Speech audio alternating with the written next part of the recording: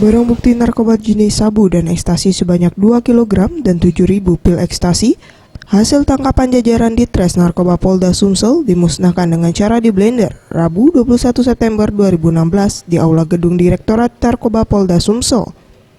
Pemusnahan narkoba tersebut disaksikan langsung oleh pihak BNNP Sumsel, Kejaksaan Tinggi Sumsel, serta tim laboratorium forensik dan para tersangka yang barang buktinya dimusnahkan. Jangan dimasukin satu. Direktur Reserse Narkoba Polda Sumsel, Kombes Pol Irawan Davidsyah mengatakan, pemusnahan ini dilakukan untuk melengkapi berkas perkara para tersangka untuk selanjutnya dilimpahkan ke kejaksaan. Ya, kegiatan kita hari ini, bagaimana kita ikuti bersama, tadi kita sudah sama-sama mengikuti, adalah pemusnahan terhadap barang bukti narkotika jenis sabu dan ekstasi. Jumlah sabu yang kita musnahkan 2 kg dan ekstasi 7.000 butir.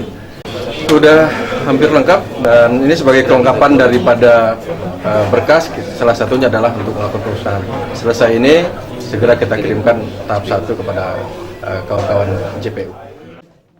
Saftiawan Rizky, Sriwijaya TV.